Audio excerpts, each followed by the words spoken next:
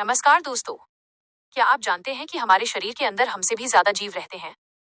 जी हाँ। हमारे शरीर में मौजूद अरबों खरबों बैक्टीरिया हमारी सेहत, वजन, इम्यूनिटी और यहाँ तक कि हमारे मूड को भी कंट्रोल करते हैं।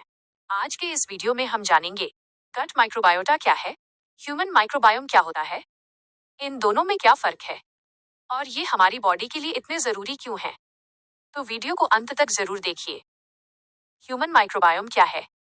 दोस्तों, ह्यूमन माइक्रोबायोम का मतलब है हमारे पूरे शरीर में मौजूद सभी सूक्ष्म जीवों का पूरा सिस्टम। इसमें शामिल होते हैं बैक्टीरिया, वायरस, फंगस और दूसरे माइक्रो ऑर्गेनिज्म। ये माइक्रोब्स हमारे शरीर के अलग अलग हिस्सों में रहते हैं, जैसे पेट, मुंह, स्किन, प्राइवेट पार्ट्स, फेफड़े। साथ ही माइक्रोबायोम में सिर्फ जीव ही नहीं बल्कि उनका डीएनए और वो पूरा माहौल भी शामिल होता है जिसमें ये जीव रहते हैं। आसान भाषा में कहें तो माइक्रोबायोम इक्वल्स माइक्रोब्स प्लस उनका घर प्लस उनका वातावरण। माइक्रोबायोटा क्या होता है? अब बात करते हैं माइक्रोबायोटा की। माइक्रोबायोटा का मतलब होता है किसी एक जगह पर मौजूद सभी सूक्ष्म जीवों का समूह। जैसे गट माइक्रोबायोटा पेट के बैक्टीरिया, ओरल माइक्रोबायोटा मुंह के बैक्टीरिया, स्किन माइक्रोबायोटा स्किन के बैक्टीरिया।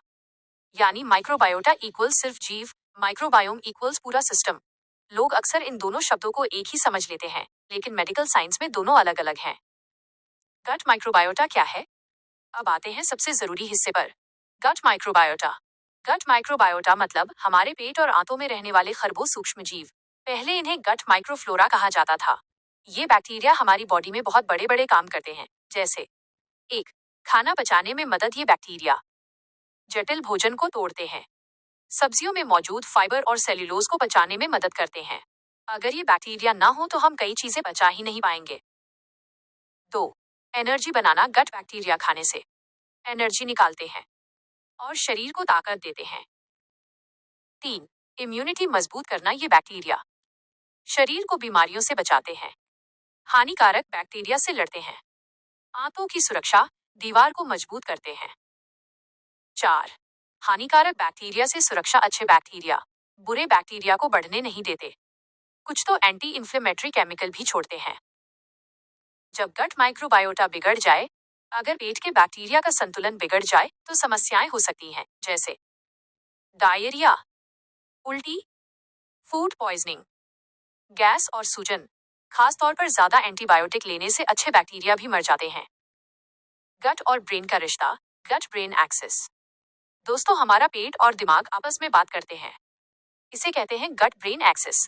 रिसर्च बताती है कि गट माइक्रोबायोटा का असर पड़ता है मूड पर, डिप्रेशन पर, ऑटिज्म स्पेक्ट्रम डिसऑर्डर पर।